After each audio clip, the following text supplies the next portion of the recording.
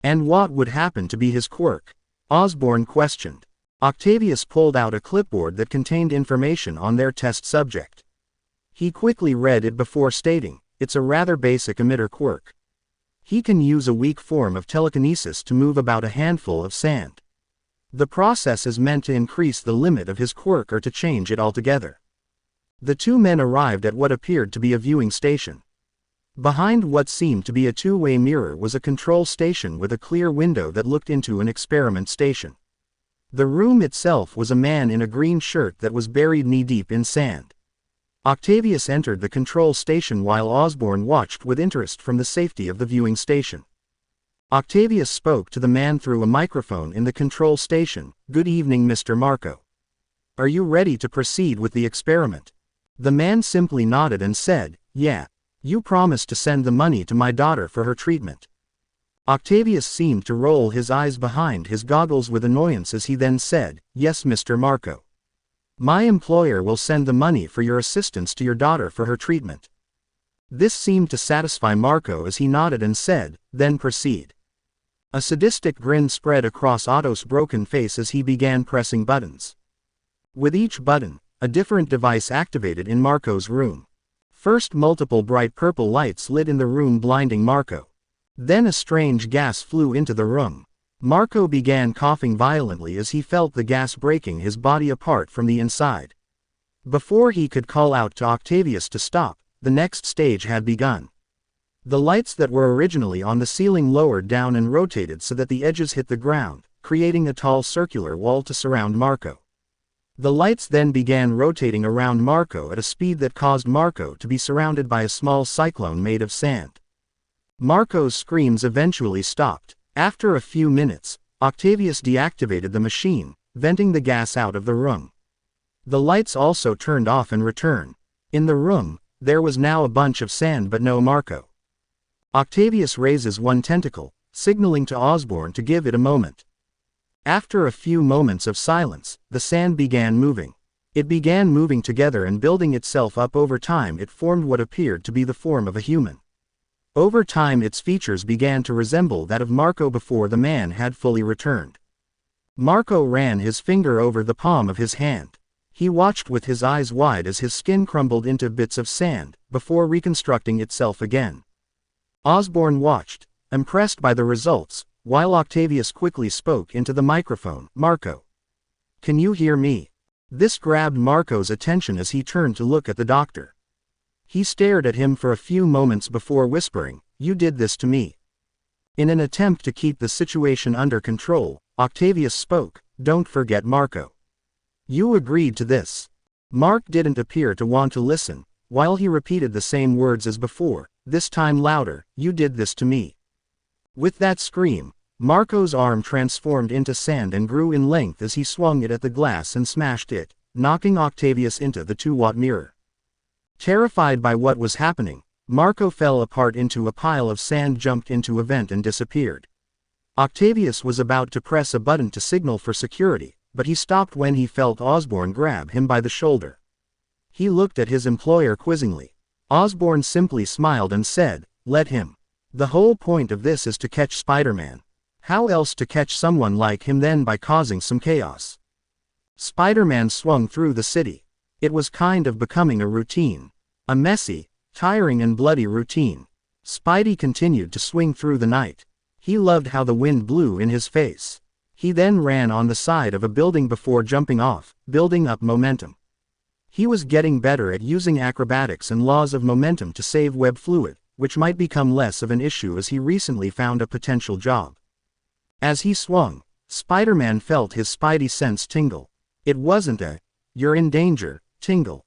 It was more of a, "Be careful, something dangerous is close by," which was also bad. In the short time Peter had become really good at recognizing its different frequencies. Spidey swung himself straight into the air, perched himself on the ledge of a building that had a good view of the nearby area. He looked over the streets with the eyes of a hawk. That's when he saw it. Large amounts of sand were crashing through a nearby street. Immediately realizing the danger that this could cause, Spidey jumped off the ledge and after gathering enough momentum, he swung off. When he arrived at the scene,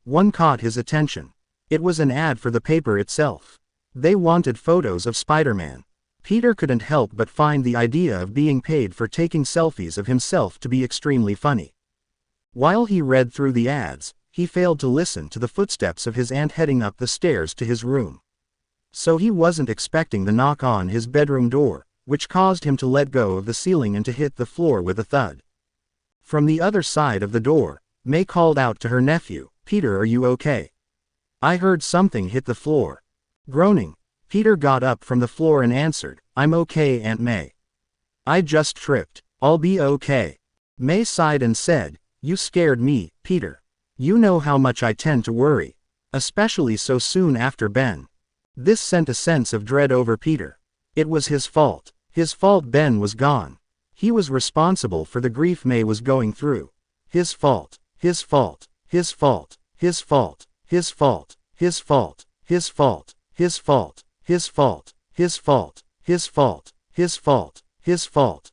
His fault. His fault. His fault. His fault. His price to pay. His responsibility. It's okay, May.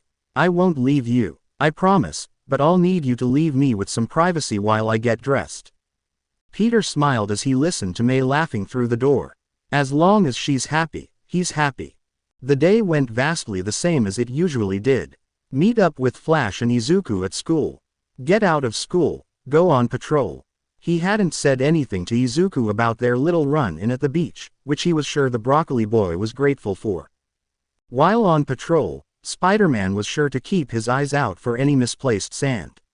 He dealt with the usual: runaway cars, shoplifters, alleyway muggers, one or two of the major villain attacks, and of course the countless pro-heroes that he embarrassed while resisting arresting. Those were a lot of fun. It was slowly starting to get dark and Spidey was sitting on a rooftop and was working on his homework. Crime rates were currently pretty quiet, so he figured he could catch up on his homework. Spidey knew he should get home soon as to not worry May. He could just sneak out the window at night and hunt for the Sandman then. Spidey sense. Spider-Man quickly rolled to the side and avoided having the familiar metal wrapped around him. He placed his book on the ground staring at Eraser from his crouched position. The underground pro-hero was crouched on top of a water tower that was situated on the roof. His hair and scarf floating in the air showing that his quirk was activated. "Really, Scarfman, we're doing this now, while I'm doing homework and on a stakeout for a potentially dangerous villain." "Don't call me that." Eraserhead throws his scarf at Spider-Man once more, but the vigilante jumps into the air. He then slingshots himself at Eraser, but the man jumps off the tower. When he lands on the ground, Eraser throws his scarf at Spider-Man once more and manages to wrap it around the vigilante's ankle. He tugs on it and pulls Spidey down towards him, but he uses the momentum to his advantage and hits the ground beneath the Eraser hero, knocking him off balance. Spider-Man then drops to the ground and sweeps the hero's feet. Eraserhead hits the ground with a thud and quickly rolls to the side to avoid being webbed to the rooftop. He quickly picks himself up and reactivates his quirk. Spider-Man of course doesn't even flinch as he instead decides to make fun of the hero while also throwing different kicks and punches. "You know, Eraser, your hair is dead giveaway for when you are using your quirk. You should probably wear a hat or just shave bald. That way, your opponent won't know if they can use their quirk or not. It would really give you an advantage in combat." Eraserhead growled in annoyance as he ducked down and threw a right hook at him. "Do you ever take anything seriously?" Spidey blocked the punch, grabbed Eraserhead and then flipped the hero over himself and said, "I take everything important seriously. I just joke around to show that I have everything under control." Eraserhead quickly picked himself up, but before either of them could make a move, a loud ringing of an alarm sounded through the streets as Spider-Man joked, "Did a kid try to sneak a piece of candy out of the store or something?" Eraserhead didn't find the situation funny as he answered, "Villains just attacked the National Bank a few streets from here. Stay here." Eraserhead then realized that the kid didn't even let him finish as he noticed that the vigilante was gone and all of his school supplies secured under some webbing in the corner of the roof. The tired hero simply sighed, as he took off his goggles and said to himself, "Why did I think that he would listen?" He put a few eye droplets into his bloodshot eyes before putting his goggles back on and chasing after the young vigilante. A storm of sand burst out from the bank's front entrance with multiple bags full of yen. All the civilians ran away from the robber but stayed close enough to watch what hero would arrive at the scene cause they have no sense of self-preservation. Before the pile of sand could get away, the multiple bags of money it was carrying were all pulled away by multiple strands of webbing. The mountain of sand turned to face the source. Spider-Man webbed the bags of money to a nearby wall and called out, "Hey Sandman. Remember me?" Spider-Man launched himself forward to kick Sandman, but he instead went through him. Sandman then formed himself into a somewhat human form but still looking like sand. He growled and shouted, "I told you to leave me alone." He tried to squash Spider-Man with a large hand but the vigilante spun to the left and cried, "That's what you said last night. I couldn't tell because last night you talked so roughly and gurgly. I'm so happy that you can talk so clearly now. We can communicate so much more easily." This seemed to enrage Sandman as he formed large mallets in the place of his hand. He began swinging wildly trying to crush Spider-Man, but he was able to avoid the attacks using his acrobatics. As the two fought, Spider-Man spoke, "In all seriousness, you want to be left alone. I get the feeling that you aren't the usual heartless villain people talk about. Mind telling me what's going on and why you are doing all of this?" Sandman's only answer was to shout at the top of his lungs, "Shut the hell up. Please just leave me be. No can do bucko." Sandman then launched himself at the web slinger, with Spider-Man jumping into the air. When Spider-Man landed on the ground, he fired a web at a nearby manhole and threw it at Sandman yelling, "Why don't just calm down and play some freebie?" The circular cover cut through Sandman's body like a hot knife on butter, separating the upper torso from his lower half. This seemed to stun him for a bit but it didn't take long for him to recollect himself. Before they could jump at each other again, Sandman fell apart and crumbled into a small pile of sand on the ground.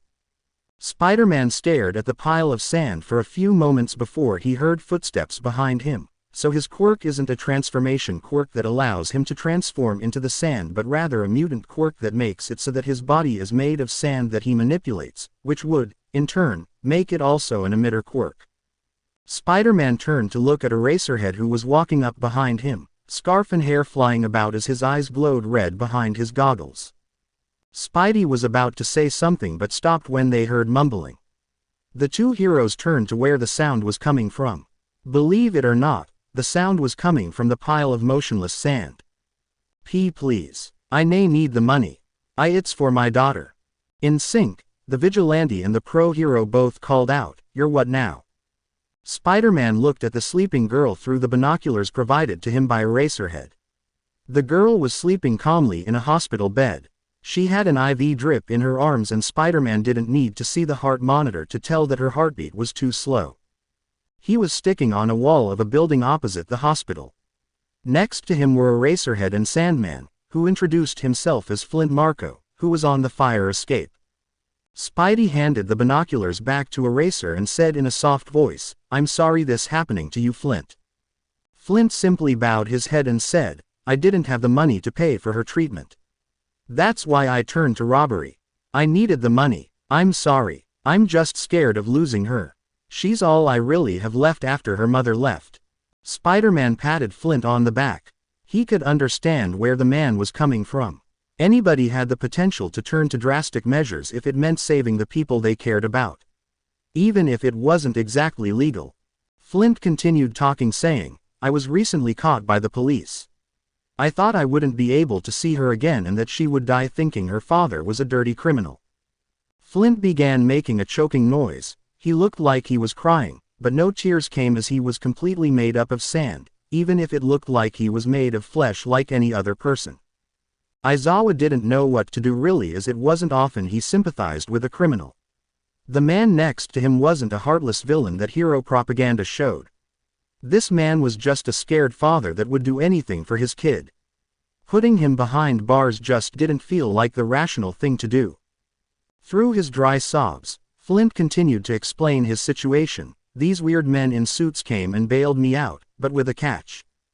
This caught the attention of the heroes as they turned to look at the poor father.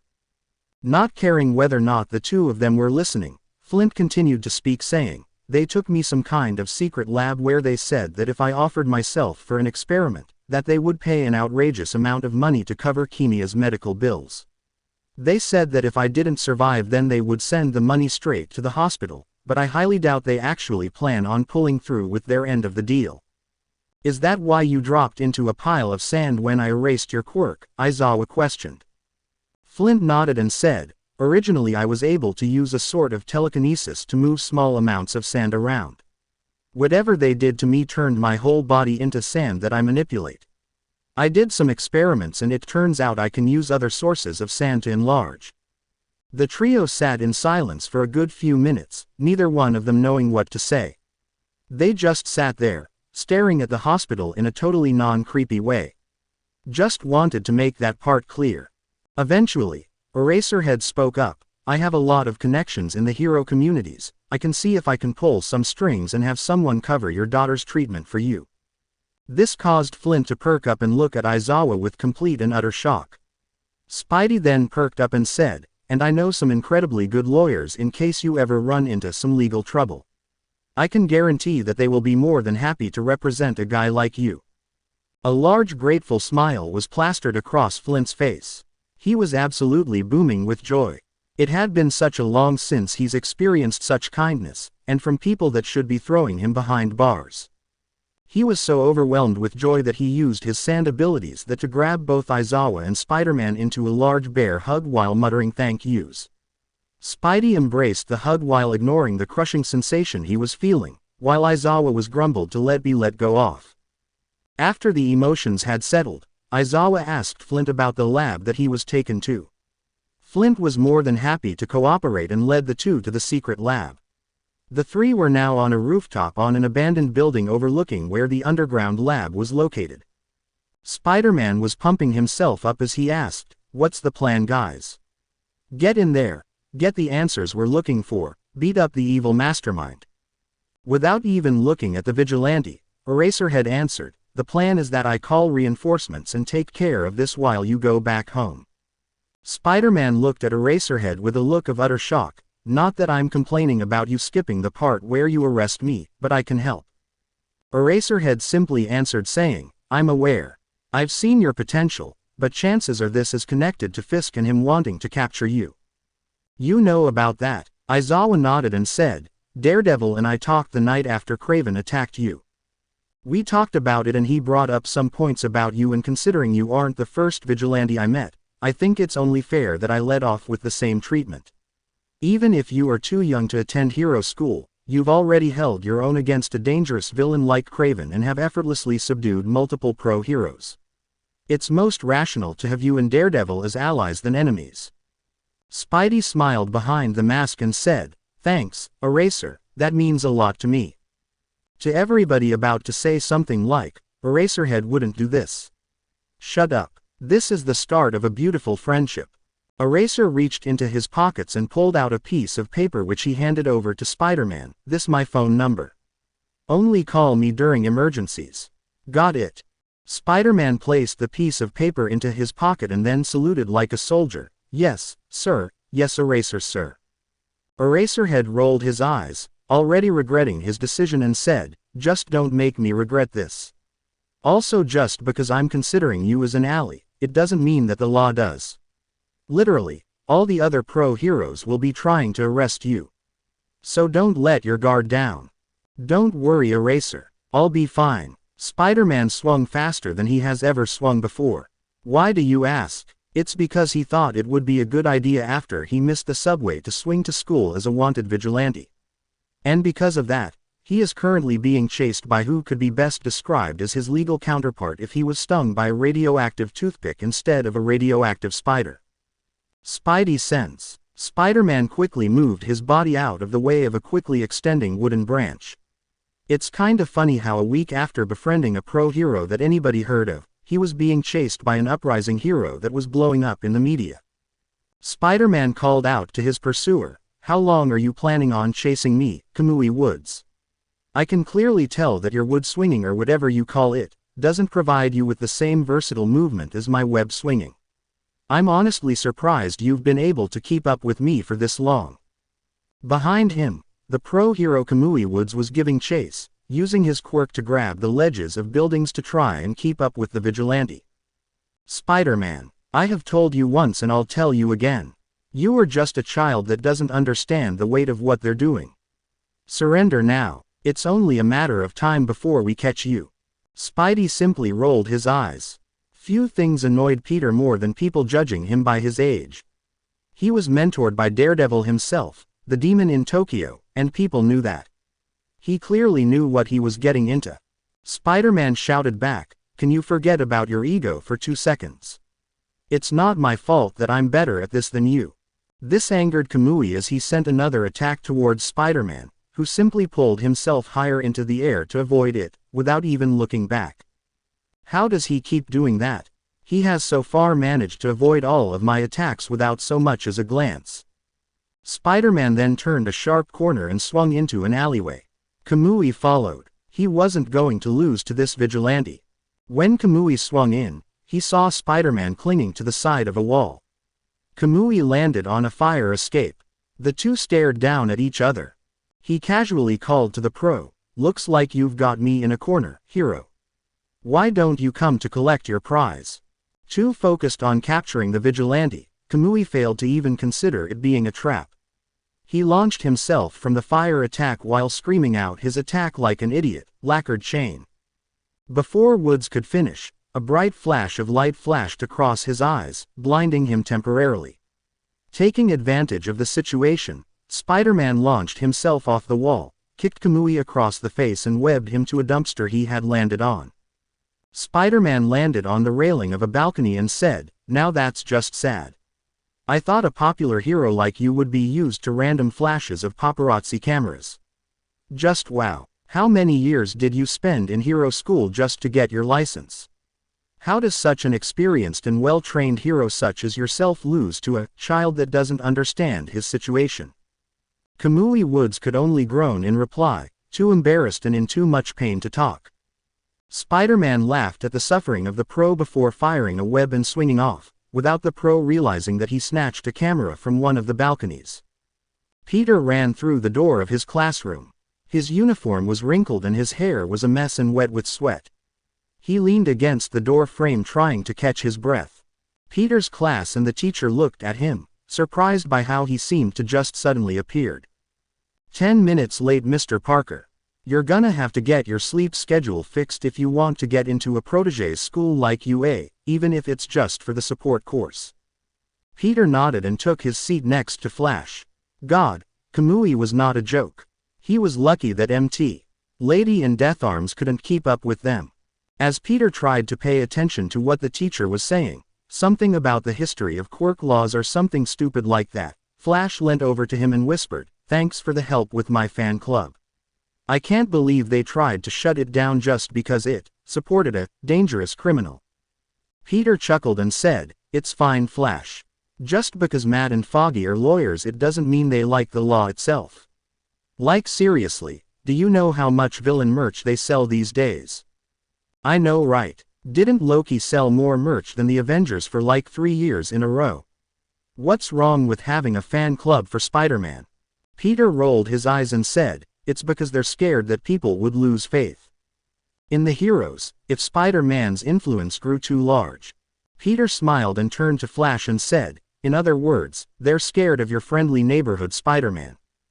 Before Flash could say anything, they heard their teacher from the front of the class, "Parker, Thompson, I don't care what it is you are talking about, but I need you to pay attention. This is a very important topic." The two boys turned back to face their teacher and apologized. The teacher seemed satisfied with this and continued with his lesson. After school, Peter was gathering his books from his locker, contemplating his and Matt's next move against the Kingpin, when Flash showed up out of nowhere. "Hey Peter, can I ask you for a favor?" Peter smiled at his friend and replied, "Sure, what do you need, buddy?" Peter closed his locker and asked, "What do you need, buddy?" Flash scratched the back of his head nervously as he explained, "I know you aren't that big of a fan when it comes to pro heroes. I could really use your help studying for the hero course." Peter stared at Flash in shock for a moment. Out of all the things, he was not expecting that. Flash continued to elaborate, "The reason I'm coming to you is that you're incredibly smart. If anybody can tutor me, it's you." Okay, I get that, but why not Izuku? He devoted his entire life to studying heroes and quirks. Yeah, but you know the difference between a hero and someone with a plastic card. Also, I have some ideas for my fighting style, but I haven't been able to figure out the kinks of it, and I know your knowledge of physics and your martial arts skills can help. I dabble in martial arts, nothing big, but that still doesn't explain why not get Izuku to help you with your quirk. Flash then got nervous and whispered to Peter, "Between you and me, his room gives me the creeps." You mean the room covered top to bottom in All Might merch? Can't say I blame you. So does that mean you're gonna help me? Sure buddy. Meet me at my place at 6. I have some errands to run and an internship at Nelson and Murdoch's, so I might not be there. May will let you in. Awesome. See you then. The two left the school grounds and went their separate ways. After a few moments of wandering the streets of Musudafu, Peter slipped away from the crowd and into a supposedly random alleyway. After making sure no one was paying attention, Peter reached under a dumpster and lifted it with one hand. Under the dumpster was a large clump of webbing. Peter reached into his pocket and pulled out a small flask. He flipped the lid open and a white gas began to escape it. Peter put the flask under the clump of webbing, with it disappearing on contact. After the webbing had completely disappeared, the red and blue cloth of Peter's costume fell to the ground. Because of the armor padding on my costume, I can't exactly wear it under my clothes or carry it in my bag without it sticking out like a sore thumb. It isn't sanitary, but dumpsters make an amazing hiding spot, especially since my experience as a dumpster diver gives me the knowledge of the location of every dumpster. Peter grabbed the costume and cringed at the smell of it. Note to self, invent an anti-bad odor spray or something. Peter then webs his school bag to the bottom of the dumpster before carefully lowering it to the ground. He then unwraps his costume before putting it on, webbing his civilian clothes under the dumpster. Now fully in costume, Spider-Man fired 2 webs at the top of the alley before swinging off to the rooftop. Time for some action. Spidey swung through his city as he has done for the past few months. He did the usual, stopping small thieves, helping lost tourists with directions, and of course, running away from the pros. A good day overall. Spidey was upside down on a single strand of webbing. He scrolled through his phone as he read different news articles. Hero news after hero news. There were a few articles that caught his attention. Oscorp technology has gone missing. He should probably look into that. As Spidey scrolled through the different articles on his phone, he perked up when his Spidey sense went off, turning towards where his sixth sense was pointing. A few blocks from where he was, 4 masked men were walking into an ATM building, with large duffel bags in their hands. Time for some action. Spidey put his phone in his pocket and swung towards the robbery that was taking place. In the building, a man in an Endeavor mask was cutting open the ATM, using some kind of gear on his body to focus the unnatural amount of heat his body emitted to focus it all towards a single point on his finger. Once the ATM was fully cut open, Endeavor backed away to allow Best Jesus to pull the cash container out, using a similar kind of gear that allowed him to better control a bunch of strings that came out of his fingers. After the strings were tied around the box, the machine automatically cut the strings of Genist's fingers. He turned to face the man in the All Might mask and signaled him to come over. The man had similar gloves to Shocker, the only difference being that they reached up to his shoulders. He was also much bulkier than the rest. He grabbed the strings and practically ripping the metal container from the ATM. After the money container was on the ground, the man in a hawk's mask pulled one of 2 metal blades sticking out of his own back and jammed it into the box and with some effort, used it to pry the lid open. Inside the box, there was a ton of paper cash that the thieves began packing the money into their bags. "This tech is incredible," Endeavor exclaimed. "I know, right?" Genist replied. "With this, we can hit like 4 more places like this." "Will you two shut up?" All Might hushed. "We don't know if they are recording us right now or something." This shushed the robbers, but they should have paid more attention to their surroundings. "Hey guys, forgot your PIN number. The robbers all turned towards the front door to see a teenager in red and blue, leaning on the door frame, trying and failing to act cool. They all raised their weapons to attack the kid who raised his hands in front of him. "Hey, you're the top 4 pro heroes. What are you doing here?" Quicker than the human eye could follow, Spider-Man fired a web at Endeavor and knocked him into Genist. Hawks charged at the vigilante, swinging his blade blindly at him, only for the vigilante to step out of the way each time. "Hawks, a pleasure to meet you, man." Spider-Man grabbed the blade and threw the fake Hawks into an ATM, causing cash to come flying out of it. "I honestly thought you would be more handsome in person." Without warning, Spider-Man dropped to the concrete floor to avoid being hit on the back of his head by a heavy metal fist. The fake All Might roared in frustration as he tried to crush the vigilante into the concrete but only hit the floor as the vigilante had kicked himself onto the ceiling. "All Might, what are you doing robbing an ATM? Don't you guys earn a ton of money for listening to the government like the good lap dogs you are?" All Might tries to hit Spider-Man multiple times but he just kept moving his head from side to side, effortlessly dodging the attacks. Suddenly Genist gets up and uses his strings to grab Spider-Man. This caused the wall crawler to slip his grip on the ceiling. Genist used this opportunity to smash Spidey against the floor ceiling. "I'm starting to think that you aren't really pro heroes," Spider-Man shouted between slams. Eventually, Spider-Man manages to grab onto the concrete floor, thus allowing him to regain his composure. Using this opportunity, Spidey fired a web that ended up hitting a table behind the robbers. "You missed, web freak," Genist shouted. Spider-Man simply cocked his head and asked, "Did I?" Before either could question him, Spidey pulled on the web, hitting the fake Genist and All Might with the table. Spidey got up and then almost immediately had to drop down to avoid having his head cut off by one of Hawk's blades. As Spidey danced against the poorly disguised Hawk, the fake Endeavor started to get up. All it took him was one look to see just how badly things were going, with half his allies were down and the authorities were most likely on their way. With desperate times calling for desperate measures, the fake Endeavor began pushing buttons and flipping switches on his gauntlets, turning off safety measures and turning the output to the max. As Spidey continued to dance with the fake Hawks, he felt his Spidey sense begin to tingle. He saw what the fake Endeavor was doing a moment before a burst of fire enveloped the building. The fake Endeavor groaned as he felt himself being dragged across the floor. He looked down at his hands. They were severely burnt with his metal gauntlets being bent and warped. The world around him was blurry. He could hear the fire of the burning building. Just how much fire did he release? Ouch! That was the first thing to come out of his mouth after being knocked awake by a punch in the face. He focused on the figure in front of him as he stood over him.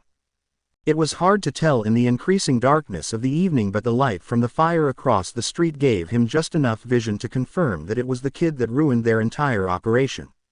Only he didn't look like the same cheerful vigilante as before. Spider-Man's costume was covered in burns with multiple parts missing. A quarter of his face was exposed, revealing an angry eye that burnt with a fire brighter than the one he caused. Without any warning, Spider-Man reached down and ripped one of his gauntlets off his arm. Before he had the chance to scream, Spider-Man clamped his hand on his mouth. He couldn't even get up as Spider-Man had placed his foot on his chest. "What you just did could have killed all of us. I saved your and your friends' lives, so you're gonna give me some answers to some questions. All right, who do you work for?" The vigilante took his hand from the thug's mouth. The would-be thief stared with fear at his interrogator. This wasn't the carefree, joking, friendly neighborhood vigilante he heard about. No, he was the devil, just like his mentor. He started gagging as he felt the pressure on his chest increase as Spider-Man grew impatient. "No one," he managed to shout. He breathed multiple heavy breaths as he felt the pressure lift. He looked at Spider-Man with fear. What bits of the kids' mouths were crooked into a smile? Jesus, what's wrong with the kid? Thanks. Next question. Where did you and your friends get this kind of gear? I don't know who they are. They travel in a van and randomly show up and offer thugs like us support gears. They didn't tell us anything about who they are or where to find them. Ah. Spider-Man had reapplied the pressure. The smile he previously had was replaced with a frown. Spider-Man then said, "You're lying. You know something, you're just not saying it." "Vulture." The man practically shouted. "Their leader's name is Vulture. That's all I know, I swear." Spider-Man hit the criminal with a quick jab to the neck. Spider-Man stood up and looked towards the burning building. Things couldn't have gone any worse. Hearing nearby sirens coming, Spidey scribbled a quick note which he stuck to the mask of the fake Endeavor before swinging off. As Spidey swung and parkoured across the rooftops, he dialed a number into his burner phone and waited for it to answer. After a few rings, a tired voice spoke from the other end. "Hello. Aizawa. Hey, thanks for answering. I hope I'm not interrupting anything important. I'm currently at the lab Marco showed us. Whatever it is you have to say, please make it quick." Not wanting to waste too much of the underground hero, Spidey began to explain. "Okay, so I was on patrol as usual. I was super busy looking over this city when something caught my attention. 4 criminal scumbags were robbing a small ATM building with advanced support gear. I went in and started mopping the floor with them. That was until the guy in the Endeavor got really into character and set the whole place on fire. So anyway, I had to." "Hold up," Aizawa interrupted. "You step an ATM bank on fire." "Well, I didn't, the robber did. Besides, the firefighters have it covered. Nobody got hurt besides a few burns, but the guy the first interrogated might develop arachnophobia. Anyway, after the interrogation, I managed to get the alias of the guy selling the weapons. Vulture, and I think he might be connected to Shocker and the people selling weapons to Fisk. Alright, I'll look into it and see what I can find, but I need you to remember that this relationship stands on trust, so I need you to be responsible. I know how reckless people of your profession can get." Spidey parkoured down the alleyway where he had left his stuff. "What are you talking about?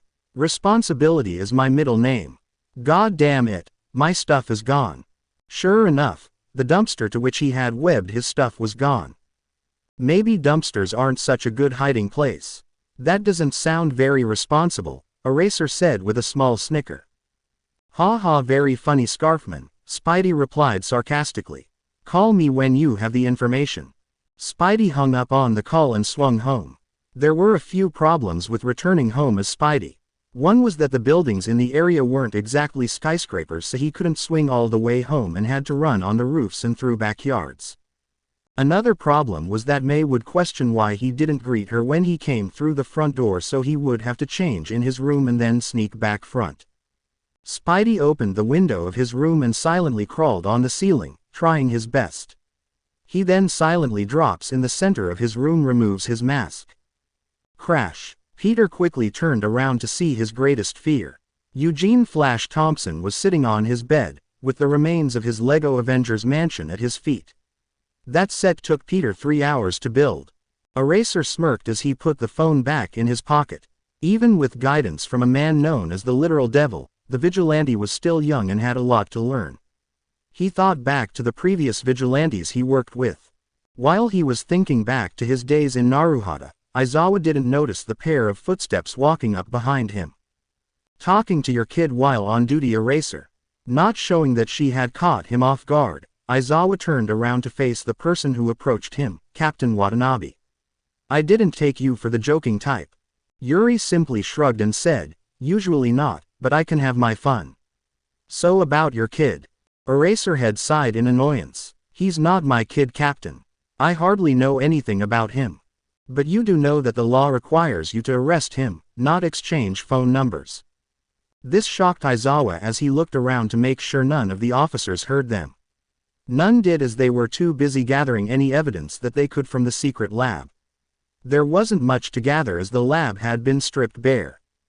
"How did you know?" he questioned the police captain.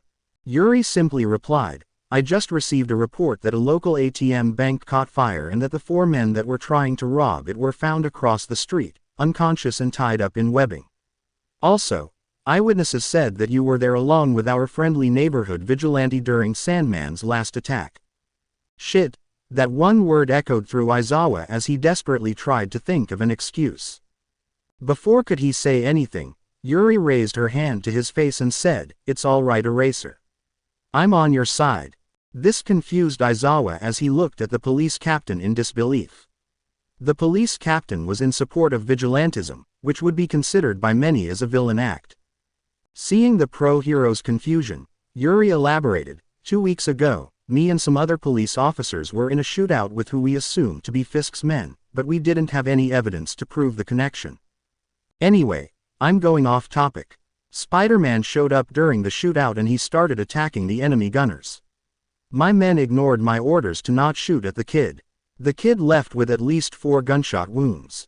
I tried offering him medical treatment, but all he said was that someone by the name of Night Nurse was going to be mad at him. So they have their own recovery girl? Aizawa questioned. Most likely. It would explain how neither Spidey nor Daredevil is dead yet. It makes sense for them to have a medic. Anyway, back to the topic at hand. After the incident, I went to the police station to check some things. Turns out that crime rates dropped expeditiously since Daredevil and have been since Spider-Man showed up. What I'm saying is that it's better for everyone if we treat vigilantes as allies, not enemies. Makes sense, Aizawa nodded. Since they work outside the law they can reach criminals pros couldn't. How much power would Fisk have now if not for Daredevil? Too much, Yuri stated. The two returned to their duties. Meanwhile, in the suburban area of the city, an unmasked teenager was close to having a heart attack. What are you doing in my room, Flash? Peter questioned as he dug in his closet for a clean set of clothes. And why did you destroy my Lego Avengers mansion? Do you realize how long it took me to build that? Still sitting on the edge of Peter's bed, Flash had a look of shock and awe on his friend. He was in so much shock that he could barely get words out of his mouth. Dude, you're Spider-Man. You were on the ceiling. He pointed out while pointing at the ceiling. Peter put on a fresh shirt on as he replied, no shit Sherlock. Meanwhile Flash was freaking out, which was understandable. You're Spider-Man, but that shouldn't be possible. You're quirkless, or were you just pretending to be? Are you and Daredevil part of some kind of secret vigilante army with powerful quirks? Or is this some kind of prop? Peter quickly covered Flash's mouth and quietly stated, Flash, listen, I need you to calm down. If May hears you it will be trouble for both of us. So please be quiet. Peter removed his hand from Flash's mouth, who whispered, she doesn't know. Peter began pacing around the room while panicking. Of course she doesn't know. If she knew her last family member was going out every night, fighting people that want him either dead or behind bars, then she would freak out and then I would freak out. Long story short, I'll never be able to put this mask on again. Flash nodded with understanding. Was he confused? Yes. Was he freaking out? No shit. Did he trust Peter? Who wouldn't? Understanding the importance of this situation, Flash placed his arm on his heart and said, Peter, I swear on my life that I will never tell a word to anyone. Thanks, Flash. I appreciate it. So when exactly will the vigilante army attack? It was now midnight. Darkness has now completely enveloped the city. Despite this, the area around Fisk Tower was illuminated by the light the building gave off. The streets were silent, but at the top of the tower, a storm was brewing. Why won't you let me go after him? I'm your best assassin. The voice of a young, teenage girl shouted through the room. Wilson Fisk groaned as he pinched the bridge of his nose. He really didn't need that right now. He was used to people in red suits trying to take down his empire. They were nothing but a nuisance compared to what he was dealing with now. I've already told you, Toga, this mission isn't part of your particular skill set. Facing Fisk from the other side of his table, Himiko Toga crossed her arms with a pout. She was wearing a loose black outfit with pink accents. She had a hood down that was black on the outside and pink on the inside. She also wore a skirt that was pure black. She also had knives attached to her combat boots. In fact, she had knives and syringes hidden all over her outfit. In a mocking tone, Toga questioned, and what exactly is my skill set? Fisk sighed as he put aside his paperwork and explained in a monotone voice, your quirk allows you to transform into anyone as long as you have a supply of their blood to drink. This makes you perfect for spying and silent assassination of anybody that could threaten the empire I built. Spider-Man is a wild card and we have zero info on both him nor Daredevil. Even if you somehow were able to get close enough to attack him, he outclasses you in everything. Can't I just transform into some homeless person and stab him when he isn't looking? Daredevil has the unnatural skill of being able to identify a predator before he even sees them. I wouldn't be surprised if he thought Spider-Man to do the same. But it's not fair, Toga whined. Everyone you tell me to transform into is boring. They don't even look cute, even with blood. Spidey sounds so cute and he's so much fun and his costume reminds me of blood and I just want to. Toga started blushing intensely as her eyes rolled back as the images went through her mind. Fisk used to find this unnerving when he first recruited Himiko, now it was just plain annoying. Snap out of it, Toga, he demanded. After a few moments later, Toga managed to pull herself together. She seemed disappointed that her fantasy. Fisk didn't even want to know what was going through the girl's mind. After Toga had recollected herself, Fisk spoke, "You are too much of a valuable asset for me to throw away, 'cause that's exactly what I would do if you weren't." Toga flinched at this, but she quickly regained her composure. The two stared down at each other. Eventually, Fisk pulled a file out of his drawer which he handed to Toga. "Here, this mission should keep you occupied." Toga snatched the file out of Fisk's hand and stormed out of the office. Once she was in the hallway, a single tear threatening to spill. Fisk sighed as he opened up his laptop and a video call from Norman popped up. Fisk answered the call. "Hello, Osborn.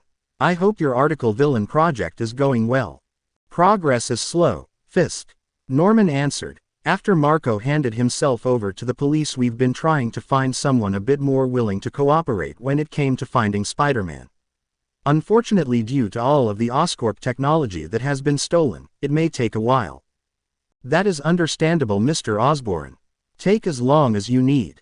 Just know that if either he or Spider-Man and Daredevil end up destroying everything I've built, it will be on you." Peter walked the streets silently. It was still early in the morning and he had good few errands to run before getting to school. He had already dropped off his suit at Melvin's place. He told Peter that he would fix it by the afternoon and would even add the few upgrades. Now Peter had to do his second errand, earn some money. Peter walked into the tall Daily Bugle building. Sure, it was home to the biggest Spider-Man hater in the country, but Peter checked the website and they were offering more money for those Spider-Man pictures than any other news station. Peter walked into the reception desk and spoke to the reception. "Hi, I'm here to drop off some Spider-Man photo. I saw the ad in the paper and well, I am in dire need of some cash, so, here." Peter hands a small stack of photos over to the reception. She takes them and starts looking through them, smiling and humming at each on. She hands the photos back to Peter and says, "These are some of the best photos I have ever seen, Mr. Parker. My name is Peter Parker. Call me Peter, please, Ems.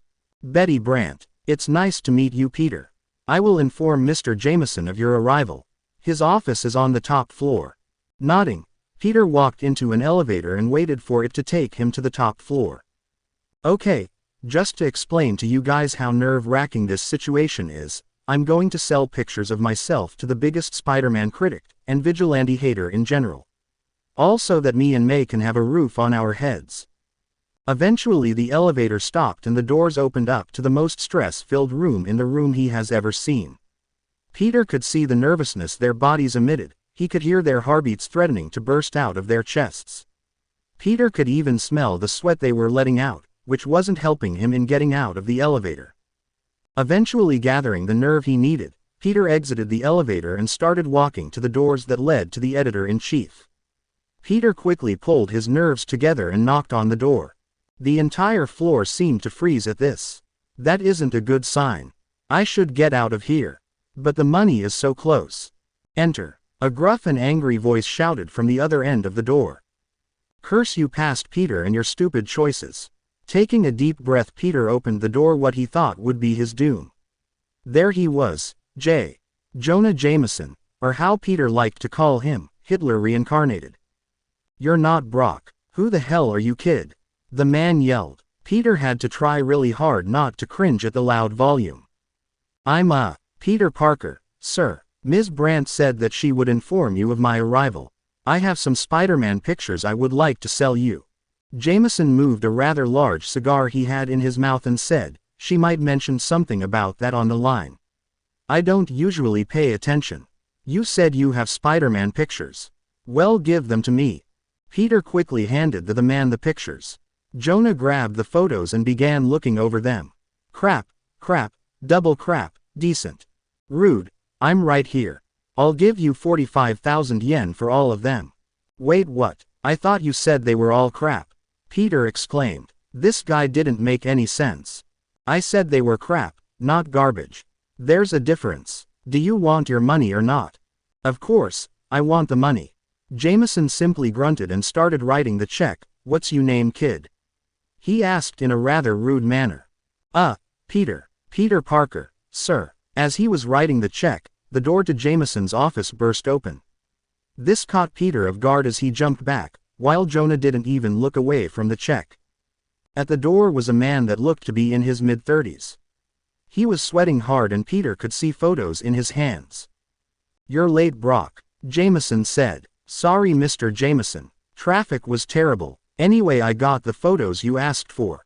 Brock handed Jonah his stack of photos, which the man started looking over once he handed Peter his check. You should be embarrassed of yourself, Brock. You got outclassed by a child. Hey, both Peter and Brock called out at the same time, both equally insulted. It's true. Just look at these pictures, Brock. The picture that Jameson showed was that off when Peter fought Kamui Woods the other day. Overall, it was a good picture. Bad for his reputation, but Peter never really cared for that sort of thing. Damn, that is good, Brock said, looking at the photo. You got some serious skill, kid. Thanks, Peter replied while awkwardly scratching. Jameson then handed Brock a slip of paper while saying, Here's your check, Brock. Now both of you out of my office or you're fired. I don't even work here. Peter pointed out. Well, you're hired, Jameson stated. Wait, really? Peter questioned. Now you're fired. Now get out of my office. So now Peter and Brock were standing together in the elevator waiting to reach the bottom floor. Well, that was something, Peter said, still processing what the hell just happened. You get used to it. I'm Eddie, by the way, Eddie said, extending his hand to Peter. Peter shook it and introduced himself, Peter Parker. Call me Peter. The two talked for a bit together before reaching the ground floor, at which two went their separate ways. Peter was now in his science class, the only class he really enjoys. Not only because it was one he excelled at, but also because the teacher did favor students with powerful quirks. For the last time, Bakugo, I don't care if you plan on going to UA, you need to pay attention. Peter, please show the class how to do this problem. God, that never gets old. This is a simple problem with a simple solution. Mass cancels out, so it's just gravity times sine. Thank you, Peter, Mr. Harrison said. See, Bakugo, having a powerful quirk doesn't automatically make you the best. Peter glanced towards Midoriya, who was silently freaking out at the fact that they were bullying Bakugo.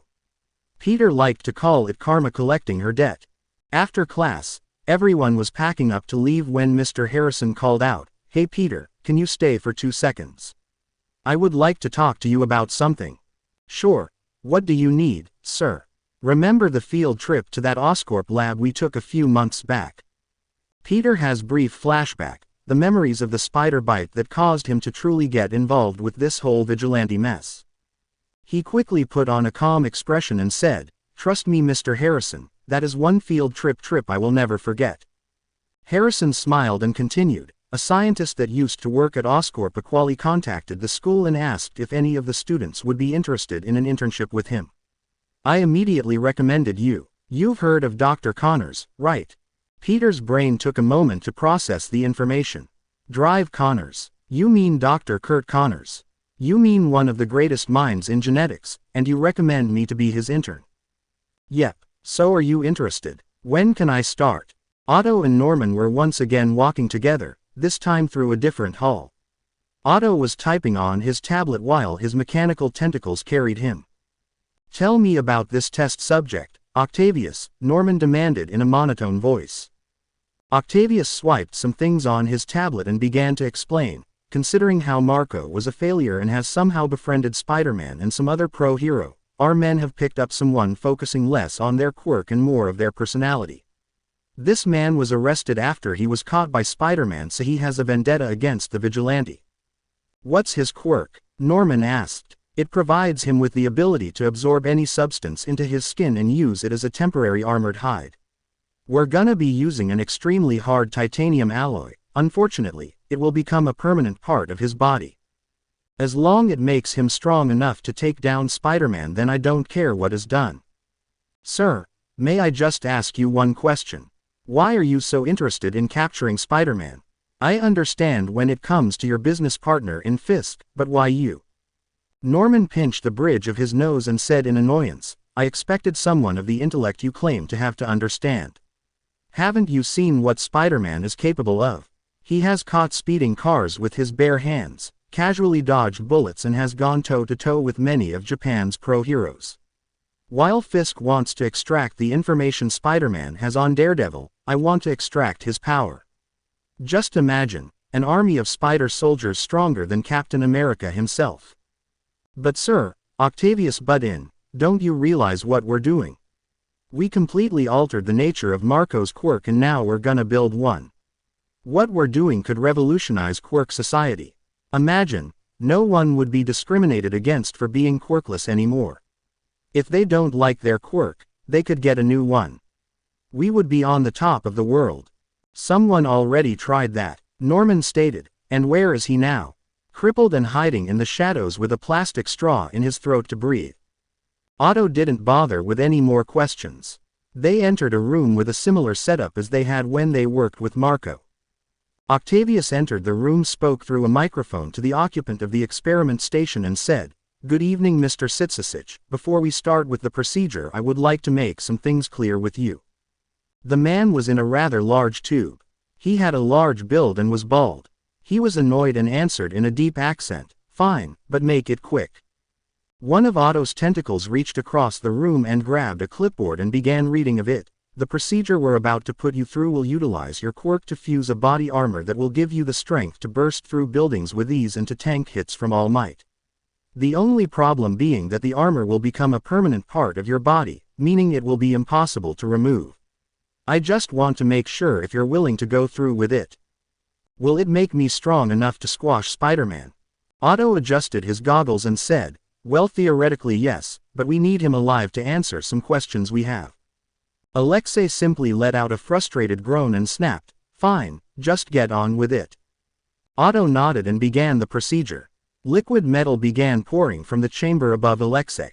The man began screaming in agony as the metal began pushing his quirk to 300%.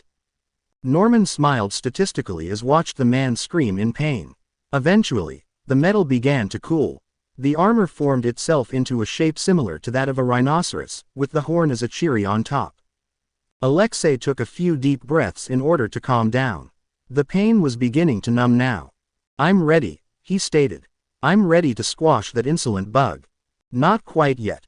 The voice of Norman Osborn spoke out as he entered the same room as Octavius, who tried to question his boss as to why he came out. I have a job for you, Rhino. Some idiots have been stealing Oscorp technology and I need you to pay a visit to some old friends of mine so we can replace it, and I'm sure that it will get the attention of that bug as well. As Peter entered his home, through the front door, he called out, Aunt May, I'm home. May was in the kitchen and Peter quickly noticed all the bills on the table. May quickly reacted and tried to hide the bills. Peter didn't give her a chance to say anything as he slammed the stack of cash on the kitchen table. May was obviously surprised. Before she could question Peter got the money, he answered her by saying, I took some pictures and sold them to the Bugle. Should help to keep us on top of the bills. Peter, you know I can't take this, May stated, pushing the money back to Peter. You shouldn't be worrying about this stuff. Peter pushed the money back to May and said, You and Ben already did so much for me. Please, just let me help you keep this house. Peter, you earned this money. And this is what I want to do with it. Besides, all did was sell a few photos. I didn't get a job as you asked. May sighed and said, Always one for finding loopholes, aren't you, Peter? How about a compromise? May took the money and began counting it out while saying, 90% of the money you earn by selling photos will go to paying the bills as you wish, while the other 10% you will keep and spend on whatever you want, responsibly of course. She handed Peter his share of the money which he took reluctantly. Guess there's no other way around this. Peter the first know you want to help, but you need to learn to take care of yourself before you can take care of others. Peter hugged May and whispered, hypocrite. May laughed lightly at this and hugged Peter back. The two stayed like that for a while, just hugging each other. Peter was silent. It was dark, all he could do was listen. He could hear his heartbeat, he could feel his steps through the wooden floor. Then, he felt a buzzing at the base of his skull. Almost on instinct he turned around and used the wooden sticks in his hands to parry his opponent's attack. Using nothing else than just his senses, Peter dodged and blocked the attacks of the man who was using similar weapons as him. Peter tried hitting the man across the face, but his attack is caught. Before he was able to react, Peter was pinned down to the ground. You're getting better at predicting attacks, but you are still overly reliant on your instincts, the familiar voice of Matt Murdock explained as he pulled Peter up and took the blindfold off him. Peter handed his training billy clubs and said, "It's kinda hard not to rely on my instincts when one of them gives me the ability to predict future dangers. Still, that doesn't mean you should be so reliant on it." Matt was wearing a gray hoodie and black tracksuit bottoms, better known as his workout clothes.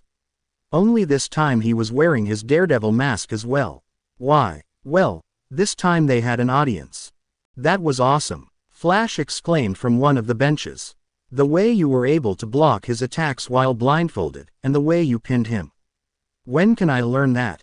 Matt looked at Peter with a disappointed look and asked, I still don't get why you brought him here. Peter sighed and explained, he wouldn't stop asking about a bunch of super sensitive information. I promised him that I would bring him here so that he wouldn't reveal anything important. Again, sorry Double D. Peter's phone suddenly vibrated. He quickly pulled it out and checked what it meant. Crap, it's that time already. I'm gonna be late for my first day at Dr. Connors.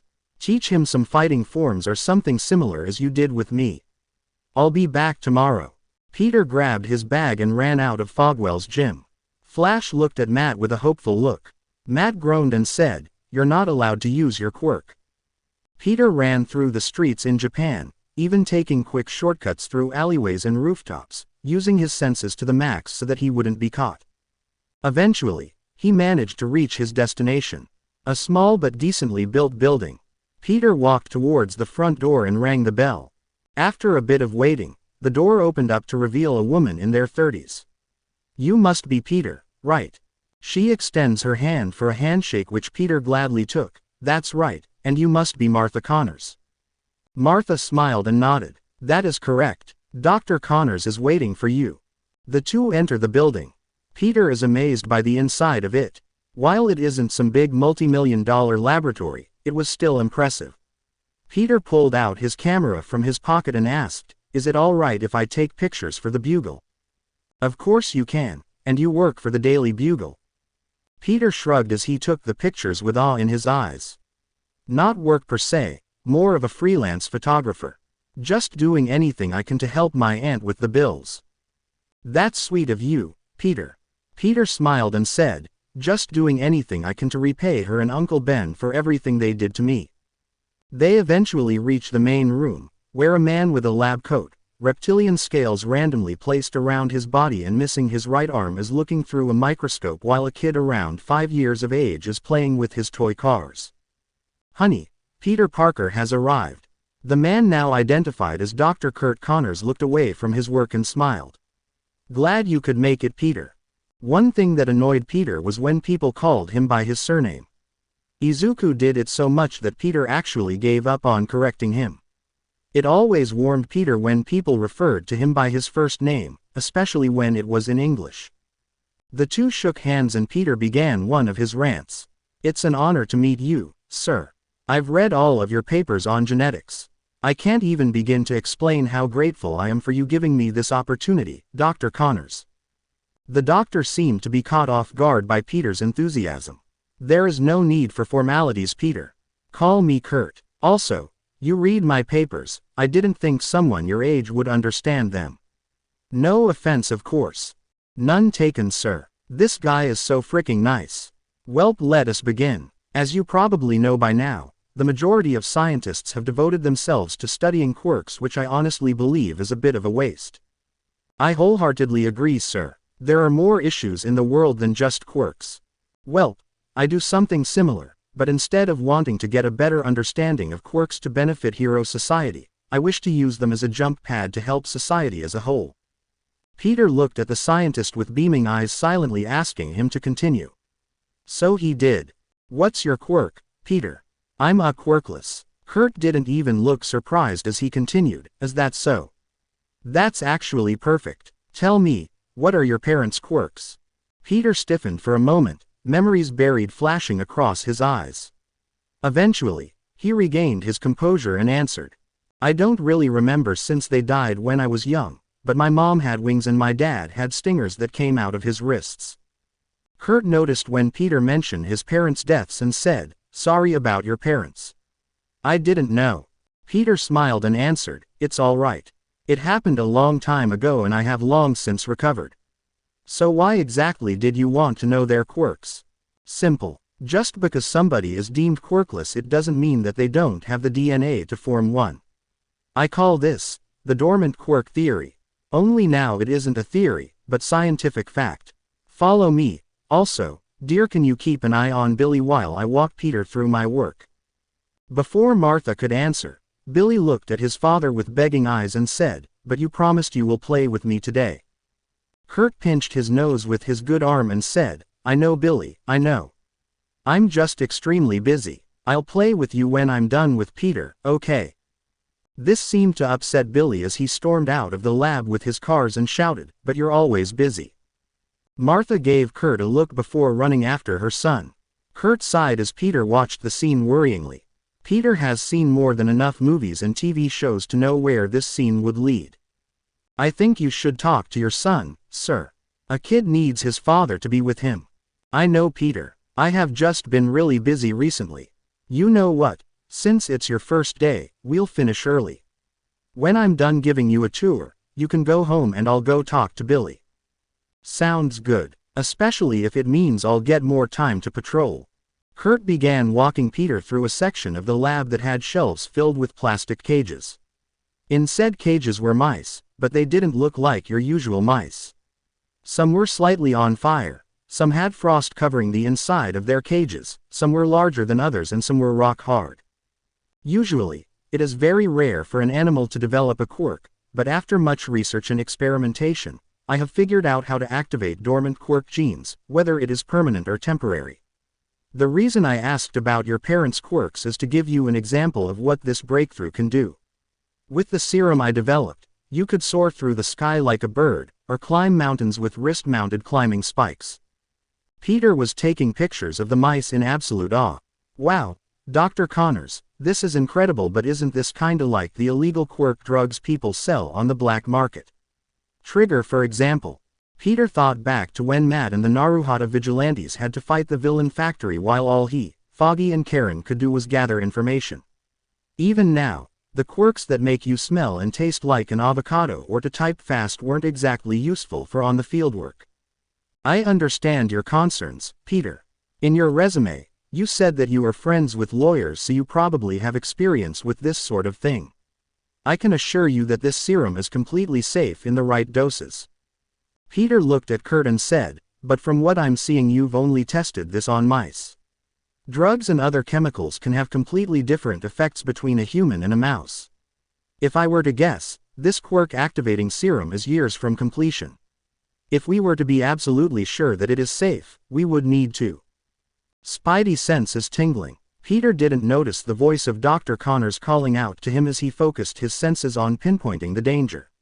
Maybe he was as good with his sense as he thought he was. Suddenly, the danger became clear. Peter quickly turned to the scientist and shouted, Dr. Connors, get down. Kurt didn't have time to question Peter as one of the walls pointing towards the city was blown open. Once the dust cloud settled, Peter could clearly see the source. I am Z Rhino, Parker Luck, you son of a bitch. To be continued. I hope you enjoyed this story. Also remember to subscribe and like this video. See you in the next video.